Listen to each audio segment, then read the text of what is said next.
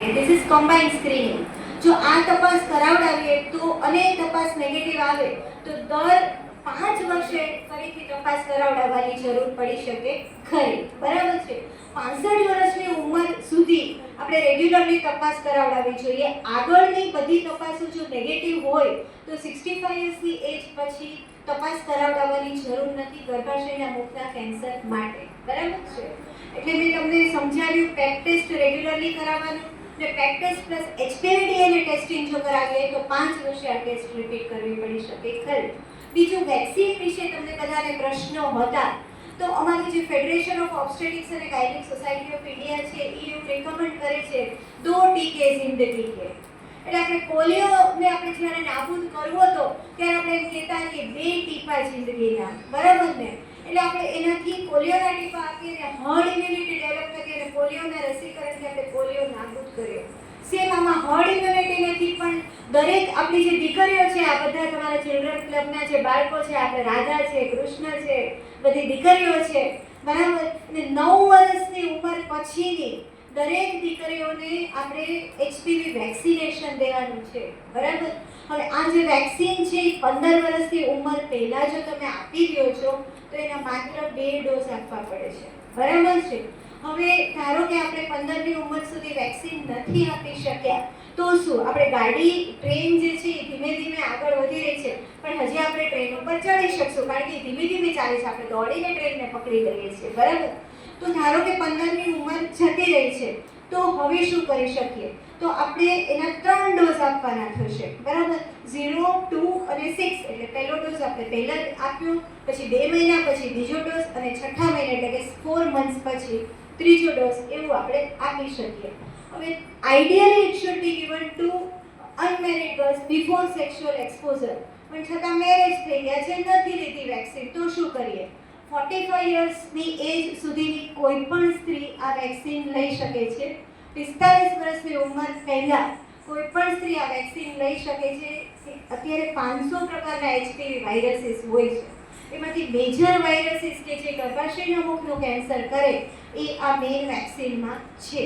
આ વેક્સિન છે એ ઇન્ડિયન મેડ આવે છે. બરાબર? અને બીજી ફોરેન મેડ આવી રહી છે. ઇન્ડિયન મેડ છે એની કોસ્ટ અરાઉન્ડ 2000 રૂપીસ છે. બરાબર? ફોરેન મેડમાં 2 પ્રકારની છે, ક્વોડ્રિવેલન્ટ અને નેનોવેલન્ટ. ક્વોડ્રિવેલન્ટ છે એની કોસ્ટ અરાઉન્ડ 4.5 જેટલી છે. નેનોવેલન્ટ છે એની કોસ્ટ અરાઉન્ડ 10,000 રૂપીસ છે. પણ 3 ડોઝ લેવાના છે. આઈ એમ ઇન્ફોર્મિંગ સિંગલ ડોઝ પ્રાઇસીસ. બરાબર? આટલા તો રૂટીન આપણે પૈસા ગમે એટલી સાડી ખરીદવામાં કે ઘરેણા ખરીદવામાં કે કાંઈ પણ વાપરી નાખતા હોઈએ તો આપણે શા માટે આપણી દીકરીઓને વેક્સિનેટ ના કરી શકીએ? તો આજે આપણે બધાએ ખાસ એક મારી સામે એક પ્રણ લેવાનું છે કે આપણે બધા જ આપણી દીકરીઓને શું કહેશું? 2 ટીકે જિંદગી કે. મારી સાથે બધા જ બોલો. સર્વાઇકલ કેન્સર વેક્સિનેશન દરેક દીકરીઓને અને સ્ત્રીઓને આપશું. બોલો. સર્વાઇકલ કેન્સર વેક્સિનેશન દરેક દીકરીઓને અને સ્ત્રીઓને આપશું. બરાબર? ખાસ.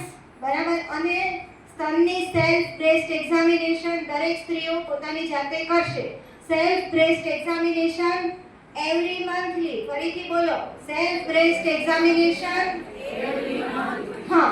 ક્લિનિકલ બ્રેસ્ટ એક્ઝામિનેશન એટલે ડોક્ટર દ્વારા સ્તનની તપાસ દર 3 વર્ષે.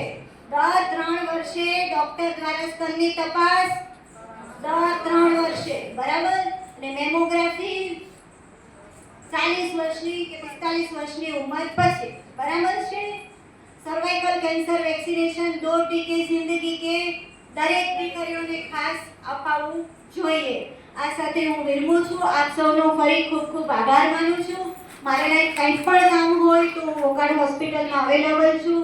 હું આપણી રઘુવંશીની દીકરી છું. જીજ્ઞા ગણાત્રા મારું નામ છે અને મારા હસબન્ડ યુરોલોજિસ્ટ છે વોકાડ હોસ્પિટલમાં. તમારા પ્રશ્નોનો હું જવાબ આપીશ. મારી બેબી કેન્સર સર્વાઈવર છે.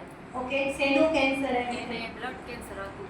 Okay. Minor leukaemia. Okay. Leukaemia. એટલે એમની વેક્સિન અમે કઈ લીધેલી હોય નહીં કારણ કે 2010 થી 2014 સુધી GCR માં હતા અમદાવાદમાં. ઓકે. તો હવે વેક્સિન માટે થઈને ઉંમર કેટલી છે? એને 20 વર્ષ. ઓકે. હવે જો કોઈ પણ એક પ્રકારનું કેન્સર હોય એટલે એની ઓવરઓલ ઇમ્યુનિટી લોઅર ડાઉન હોય. બરાબર છે? એટલે આવા પેશન્ટમાં બીજું કેન્સર થવાની શક્યતા વધારે રહેલી છે. એટલે આ દીકરીને આ બીમારી છે તો વેક્સિન આપવામાં કોઈ કોન્ટ્રાઇન્ડિકેશન નથી અને રૂટીન હેલ્થ બરાબર હોય તો એને 100% આપણે ગર્ભાશયના મુખની કેન્સર એટલે કે સર્વિક્સ કેન્સરની વેક્સિન આપણે આપી શકીએ. બરાબર છે? એટલે એને 3 ડોઝ તમે વેક્સિન 100% આપી શકો. બરાબર? મારે 16 વર્ષ થયા છે તો હવે 3 ડોઝ આપવાના. હા, 15ની ગાડી ચૂકેલા છો, ધીમે ધીમે ચાલે છે, ચડી જાઓ ગાડી. હવે તમારી પાસે જ આપી શકું. હા, 100%. મારો મોબાઈલ નંબર પણ આપેલો છે, ગમે ત્યારે વોકાડ આવી શકો. એટલે પછી એ બહાર ભણવા જાય છે તો પાછી 2 મહિના પછી આવશે એટલે ત્યારે ઈ બીજું હા, 100%. બરાબર ને? ઓકે.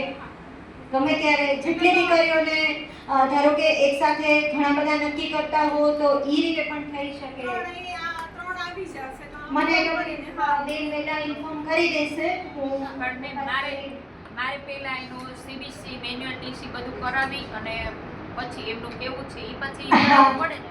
હા, એમ વાંધો નથી બેન. આમાં એકેય વસ્તુ નડશે નહીં. આપણે વેક્સિન તો 100% આપી શકાશે.